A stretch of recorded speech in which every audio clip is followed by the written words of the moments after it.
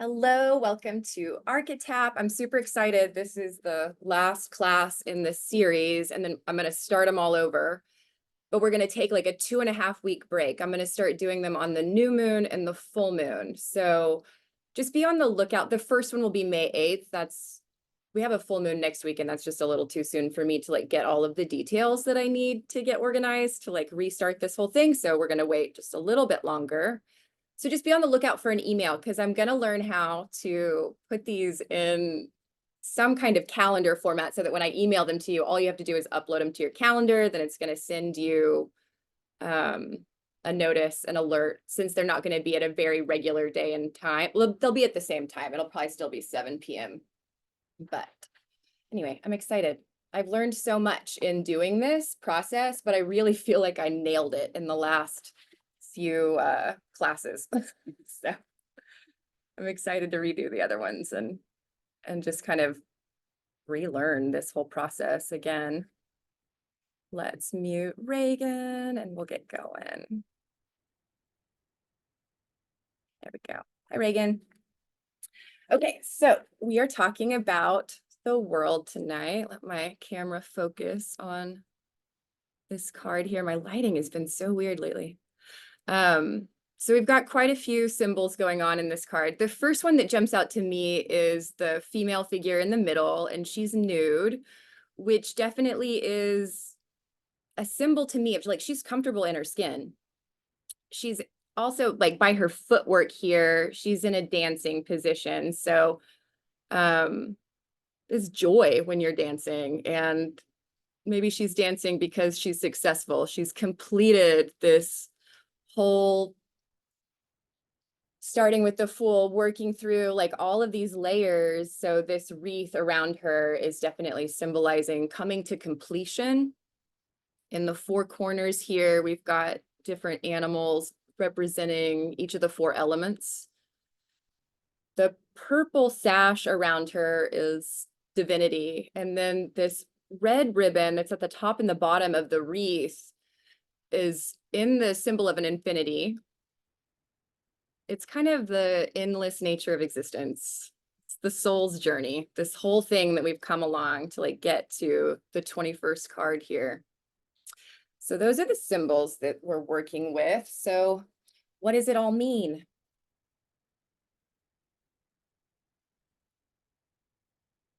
The World card is like the grand finale of the tarot journey. It's the cherry on top of the mystical cake. And it's about fulfillment, achievement, and reaching a state of total enlightenment.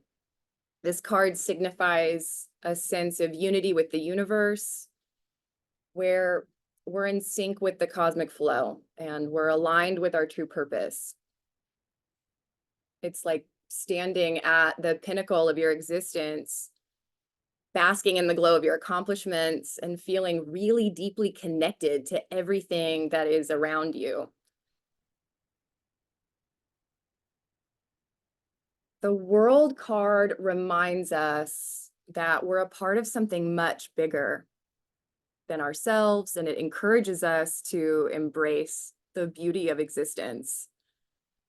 She is a symbol of accomplishment. She's successful. She's tying up all the loose ends. She's sort of the boss lady of the tarot deck, embodying this completion of cycles, and is the pinnacle for society too, and civilization in general. And the juicy part to me is that she's not just ticking off boxes of like, I've done this thing and I've completed this thing and I'm going to kick back now with a cocktail. She's the ultimate role model. She's paving her own path. She's constantly polishing every facet of herself and trying to make the world a better place, kind of one step at a time. And she's not just doing it for herself. She's out there inspiring others to find their own groove, to strut their stuff in their own unique way, which we're going to get into when we get into the gene keys associated with this. But so when she's vibing in her highest self, her most positive mode. She's the ultimate sage for enlightenment for humanity. She's spreading empowerment. She's spreading inspiration like a confetti at a parade. And she's got status and recognition, but she doesn't hoard that status either. She's not a gatekeeper. She's using it to lift other people up and to help them find their own spark and their own uniqueness, to like light a fire in other people's souls. But as with everything, there's a flip side to it. Nobody's perfect. So even the world archetype has off days. Sometimes she can be a tad too cozy in her ego, maybe slipping into rigidity a little bit, or even a touch of narcissism. Instead of embracing her quirkiness, she might get a little lost in the sauce of societal expectations and her own image, maybe. So she's not immune to getting caught up in the tangled web of her own illusions.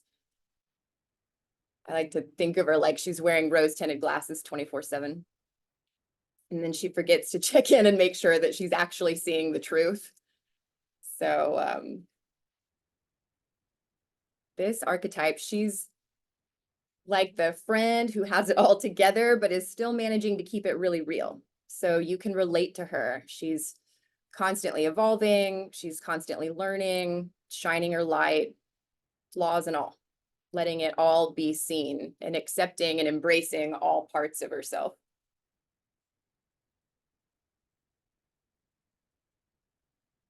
So the world archetype is associated with the codon ring of water. This contains 2 gene keys, 2 and 8. And the ring of water is sort of this, oh my gosh, there's a hawk outside my window. Sorry. It's really pretty. The ring of water is like this map to consciousness. It's guiding us along this kind of winding path to our destinies, and it's divine feminine energy for sure. So this is associated, the codon ring of water is associated with the amino acid phenylalanine. I've said this about 50 times before this class started to make sure that I didn't trip over it. Phenylalanine is a amino acid that contributes to making important chemicals like neurotransmitters. So the most specifically, it creates the neurotransmitter dopamine. Dopamine's the feel-good chemical. It plays a really big role in how you feel pleasure and happiness. It is, I forget what they called it. Your body does make it, but then you also get it from food. I guess they call that non-essential. I think that's what they, but obviously it is essential still. So let's dive into gene key 2 first. This is all about perception. And our perception can be a wonky compass at times that leads us astray from the truth, unfortunately. At the shadow frequency, we start believing this really crazy idea that we make mistakes in our life. We think that we're the master puppeteers of life and we're trying to control everything and we're carrying the weight of the world on our shoulders. But in reality, like we talked in last class, we're just players in life's grand game. Life itself is growing through us. It's dreaming through us. So we're just following along. So there can't really be mistakes. So we're going to work on kind of forgiving ourselves for that in the tapping that we're going to do here in a second. And the twist that we've talked about before too is that despite being a vital part of this dance, we feel dislocated from it, right? We feel separate from everybody else. We feel separate from the universe. And we can truly blame that on our biology. It's our limited perception. We've got these 5 senses, but they really aren't like the most fine-tuned instruments in the world. We have scientific instruments that pick up things better than our human bodies can. And yet sometimes we will lay our life down for something that we think is so true when there's so much that we cannot see still. So this shadow likes to keep us really busy. It's like we're constantly running around like a headless chicken, just forgetting to stop and chill and breathe and just trust that we're already home and that we have everything we need inside of us. So love really is the key to unlocking that door of feeling unified inside of us. Because let's face it, when we lose sight of unity and when we lose sight of love, our world starts to crumble like a soggy cookie. And we want to sprinkle love on everything we do. And we want to watch our world blossom, right? So, excuse me, I do challenge you. I think that this is a really great practice. I meant to look up this book and I forgot to, but I'll put it in the email. There's a book I read recently that really helps like create a spiritual practice around like sending love to literally but this has been around for a long time, but like sending love to everything, every person that you bump into in your day-to-day routine. And especially the people that maybe annoy us. Because the truth is that the only way to really feel love is to give it. And I think it's an incredible practice when I do it just in my random mundane activities. I'm going to the grocery store, I'm like sending love to people around me, the checkout person, like whatever it is. I think people can feel it. I truly believe that people can feel it, and then people react differently to me. And of course, it's a practice like any other, and then you forget to do it, and then you get annoyed by people, and then you remember to do it. You know, it's life, and the human mind is like a puppy trying to tie itself to a fence post. So the shadow's agenda here isn't all wrong. It might push us into some pretty dark places, but eventually it's going to lead us right to the doorstep of our own suffering. And it's sort of like every human being hits a wall at some point where they're just done with the whole searching for happiness outside of ourselves. We just finally we get it at some point. The like nobody else's behavior can, is going to affect me unless I let it. And we're tired of being let down by the world around us. So we finally start turning inward. And so this shadow is really important to help us understand that so that we can find the real source of our struggles, which is this sense of feeling dislocated from life or from others or from the universe or all of it. So when we talk about the gift, then we talk about alignment. This is a feeling of orientation, that you are oriented towards life and you're moving towards life in this way. It's like creating a protective trust bubble around you. And I think it's especially important to consider this idea of trusting other people's suffering without any agenda of like sending a signal to people that says, fear is okay. You're safe. And that can be a game changer for people. We have a bad habit. I do. I'll make I statements. I have a bad habit of thinking that other people's suffering is my responsibility. Or their suffering just makes me plain uncomfortable. So then I want to try to fix it in some way because I don't like how it makes me feel. And so I think if we can all learn to sit with our own discomfort and not just constantly try to fix other people's problems. We love people and we want to give them love, but sometimes we have to like figure these things out on our own. So if alignment is our superpower, then love is our secret weapon. People don't need fancy advice or solutions. They just need to be reminded what it feels like to be bathed in agenda-free love. It's really simple. There's no strings attached to that. It's just love. So Moving on to gene key 8. The 8th shadow is all about this gnawing fear of worrying about what other people think about us. It's like we're constantly caught up in this tangled mess of worrying about our image, how we look to others, how we see ourselves, and how we think others see us. It's like a never-ending maze of self-consciousness. And the big dilemma with this shadow is imitation.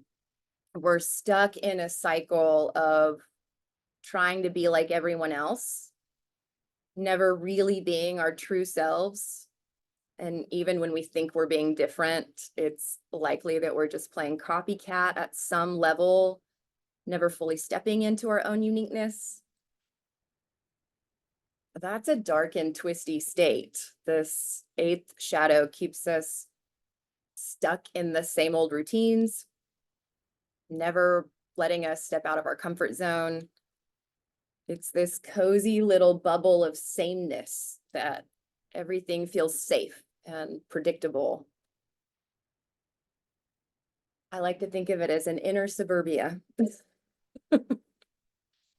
a space that's been shaped by our upbringing and our conditioning. So this shadow is that annoying voice in your head that is always whispering to you, like, what do they think of you? But once we shine a light on that fear, we can start to live in better, fuller, technicolor type existence instead of just stuck in black and white. So the gift is style, which I love. Style doesn't sweat the small stuff, especially when it comes to our self-image. We want to hit the snooze button on labels too. It's, it's easy to say like, I'm a this and I'm a that. And I'm like, but we want to let go of those ideas. We really do. When we tap into this gift, we're unleashing our inner genius. We get to break free from the mold, surprise ourselves, push past our own limits. It's rebellious in the coolest way possible. And it won't let us settle. There's always going to be this kind of inner gnawing that's like literally in our genetics that won't settle for some static image of who we are. We're always going to evolve. And if we try to stay in one place, it's going to be painful. So we want to erase those mental and emotional boundaries and try to just live life from our heart more and more all the time. So that is the world. Feeling joy that we've come full circle, not worrying about what others might think of us or feeling dislocated from life, sending love as often as possible to absolutely everyone because you are everyone. So if you've got any questions, feel free to throw them in the chat. Otherwise, we will jump into the tapping.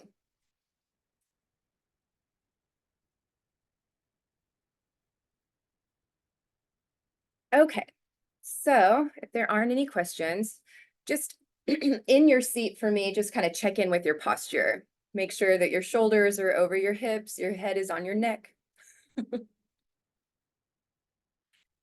And then if you're new to tapping, you're just going to repeat after me and mimic the tapping points as I go through them. And we start on this side of the hand. So just get started tapping on this side of the hand. Take a big, deep, letting go breath.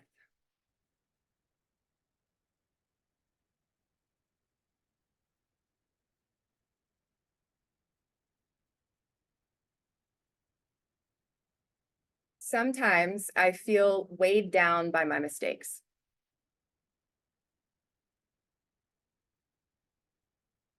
Trapped in a cycle of worrying about what other people think.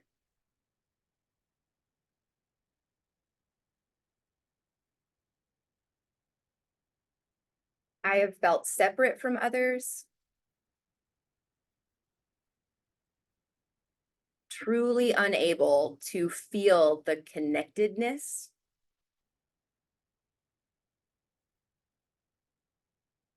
that I know deep down is real.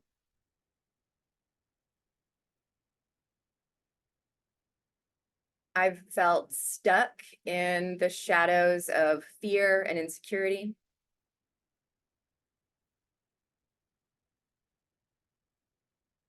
So even though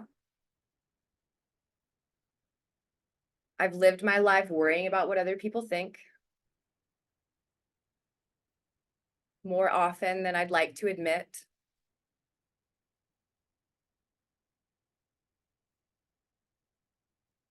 instead of following my own path,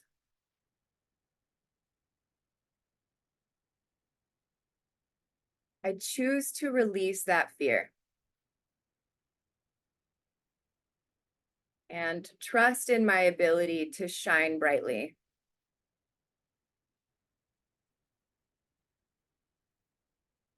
I am open to embracing the wisdom of the world.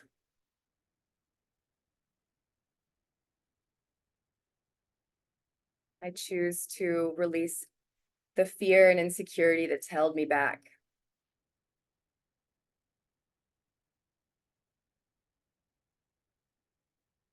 I choose to step into the light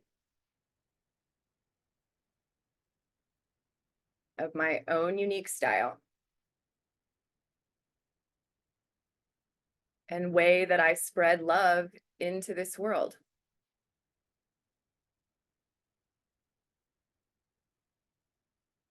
Top of the head.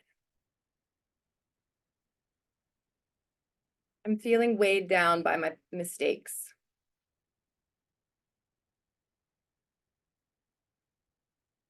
Feeling separate from others.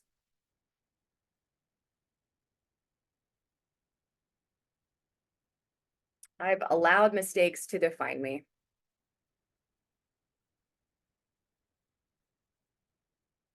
So I'm choosing to release that burden now.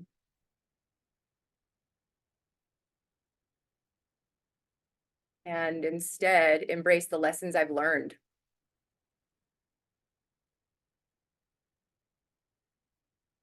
Recognizing my inherent worthiness.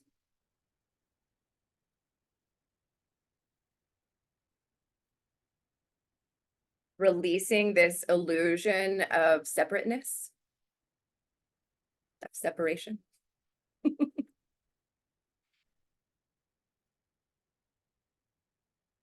Embracing my uniqueness and my individuality.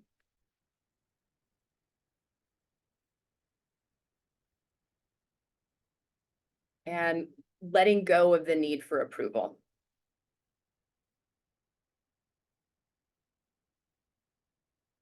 I'm embracing my own unique sense of style.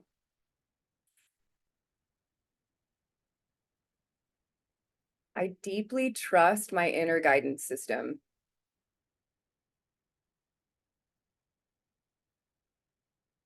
And I express myself authentically.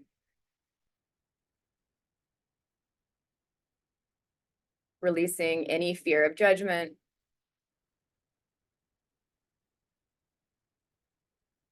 Sending as much love as I can out into the world.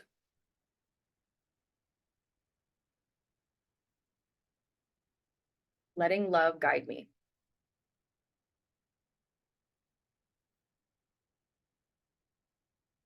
Which helps me open my heart more.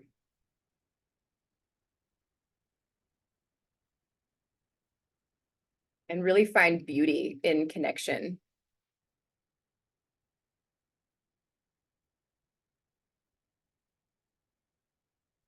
I'm worthy of love and acceptance.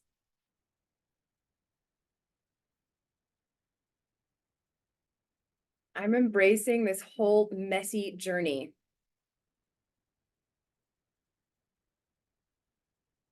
Trusting my ability to shine bright.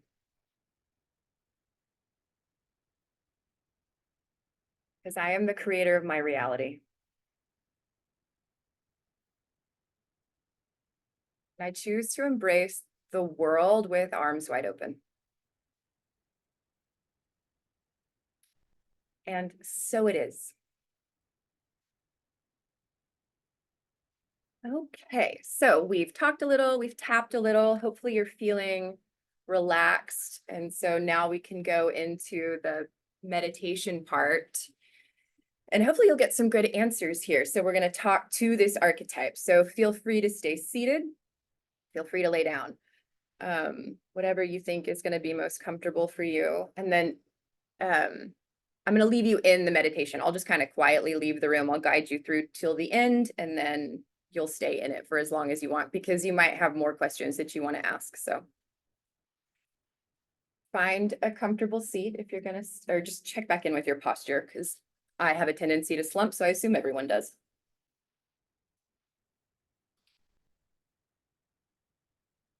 If it feels safe, go ahead and close your eyes. Just do a quick body scan here. Noticing any places that might be holding tension.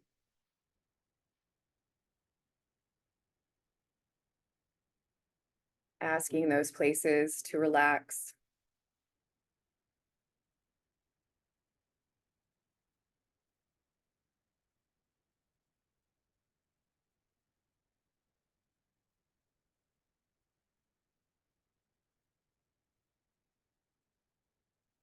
We'll take a few rounds of box breath together. So come to the bottom of your exhale. And inhale through your nose for 4, 3, 2, 1. Hold it at the top. Exhale through your nose for 4, 3, 2, 1. Hold it at the bottom. Inhale 4, 3, 2, 1, and hold.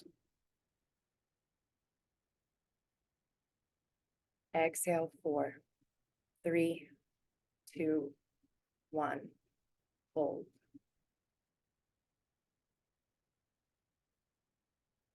Inhale for 5, 4, 3, 2, 1. Hold it at the top. Exhale 5, 4, 3, 2, 1. Hold it at the bottom. Inhale 5, 4, 3, 2, 1. Pause. Exhale 5, 4, 3, 2, 1. Pause. And press any last remaining bits of air out of the bottom of your lungs.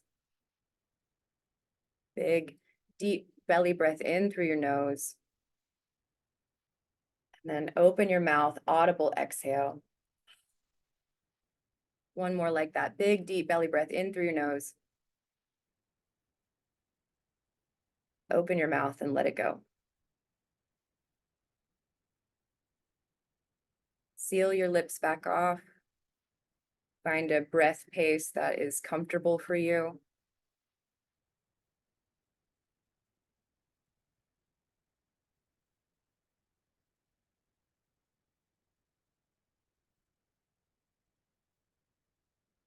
In your mind's eye, see yourself standing at the edge of a lush forest.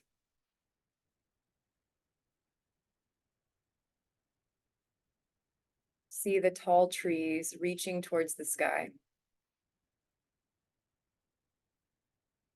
There's a breeze. You can hear the leaves rustling.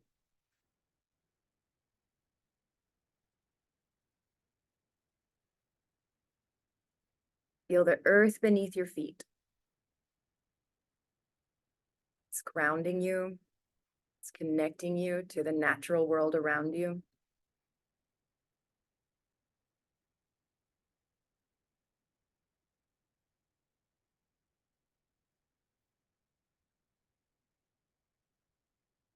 There's a path into the forest and you step into it.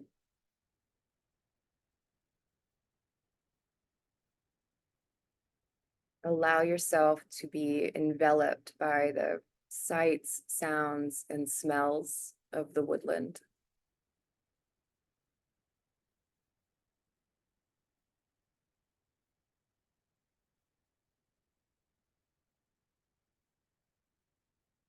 Notice the sunlight filtering in. It's creating this dappled effect on the floor.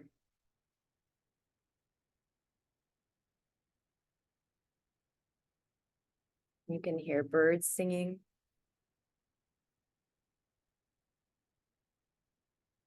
You feel very safe. With every step you take, you feel more relaxed.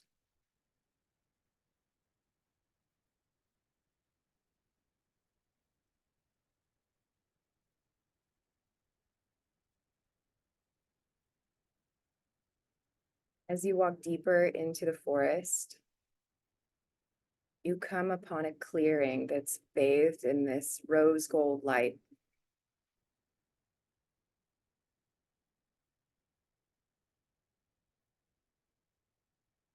In the center of this clearing is your safe space.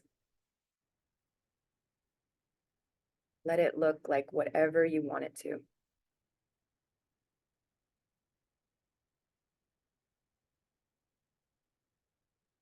Take a moment to soak in all the details of this place.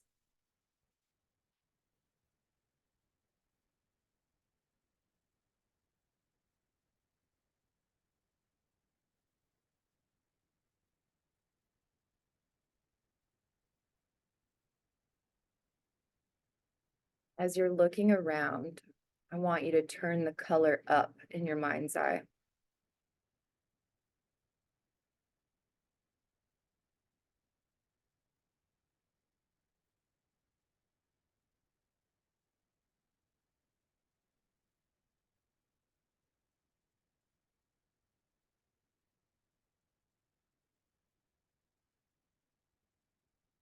You'll find a comfortable seat. Maybe a chair appears in front of you in your safe space. Maybe you plop right on the floor or a cushion.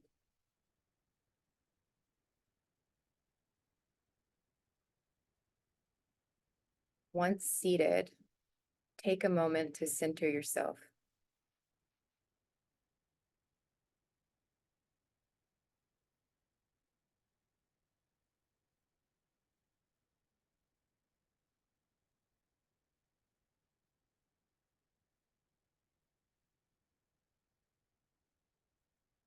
We're going to do a quick chakra check, starting with your root chakra. It's located at the base of your spine. Envision a bright, vibrant red spinning wheel of energy at your root chakra.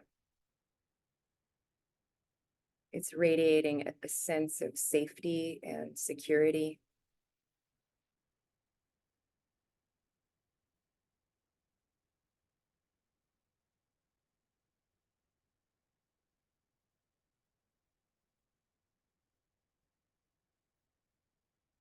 Move up to your sacral, envisioning a warm orange wheel of energy spinning just below your belly button. Feel a sense of creativity and passion flowing through you.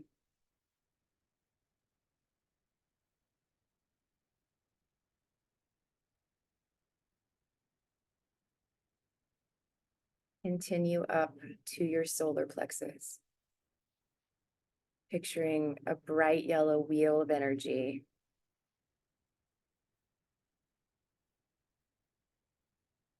Feel your personal power. Feel your confidence expanding with each breath.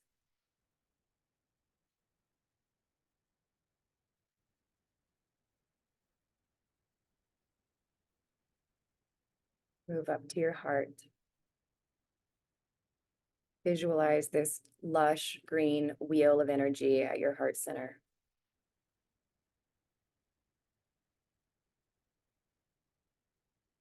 Feel a deep sense of love and compassion flowing through you.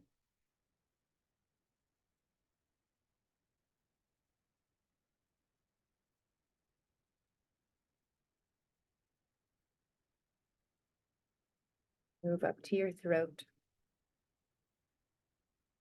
seeing a brilliant blue wheel of energy spinning at your throat. Feel a sense of clear communication, clear self-expression.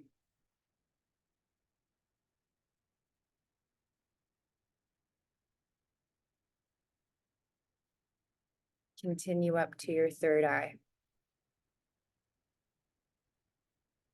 See a deep indigo wheel of energy at your forehead. Feeling a deep connection to the divine.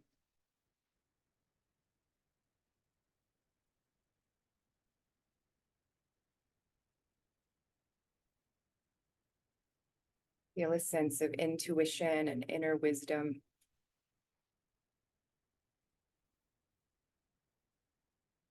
And finally, moving up to your crown, just above your head, picture this radiant violet wheel of energy.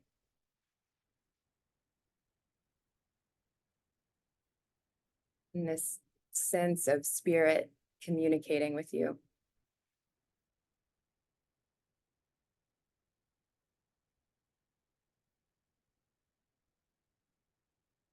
As you sit in this safe space, invite the archetype of the world to enter this space and sit across from you. Maybe the archetype looks just like the picture on the card, but if a different image comes, just let it be what comes.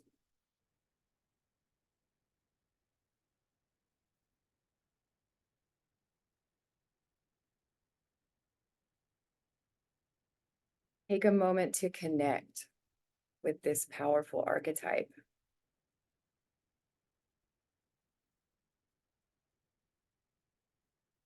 Feel its presence. Let her wisdom wash over you.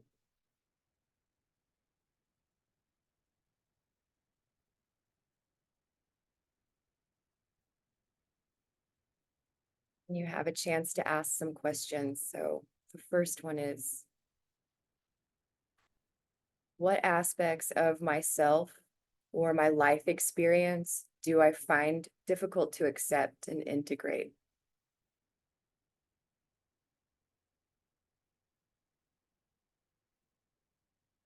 What aspects of myself or my life do I find difficult to accept or integrate?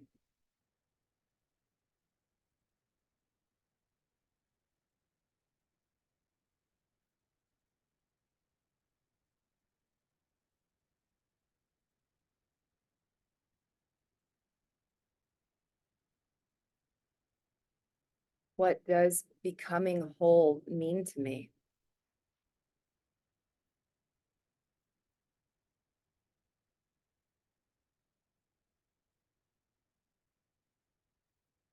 What does becoming whole mean to me?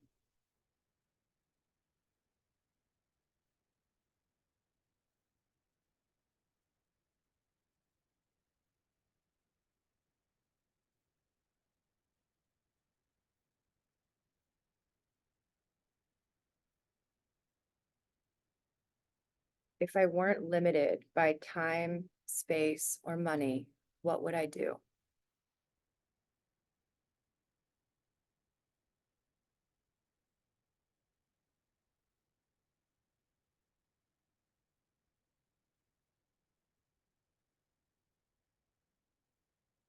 If I weren't limited by time, space, or money, what would I do?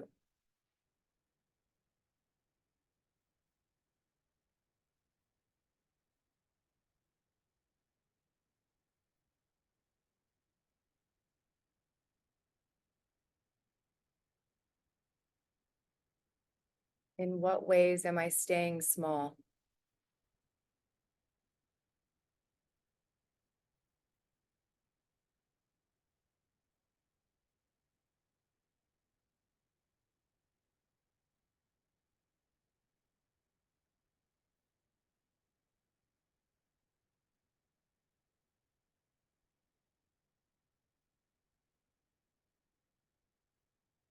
What helps me feel more connected with myself, others, and the world in general?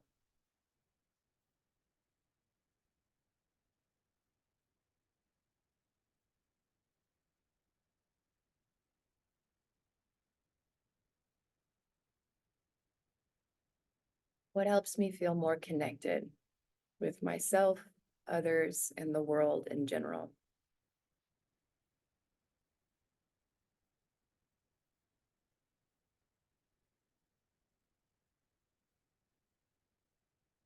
What new adventure am I ready for?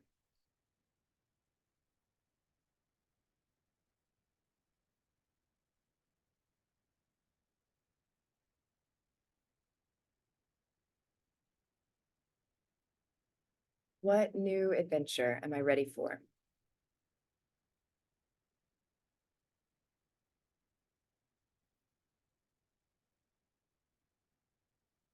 Allow yourself to sit with these questions, listen to the feedback, ask any questions that you want to, and stay for as long as you like. When you do feel ready to exit, thank the archetype of the world for its guidance. And then in your mind's eye, make your way back through the forest to come out of the meditation. I will see you guys for the Fool on May 8th.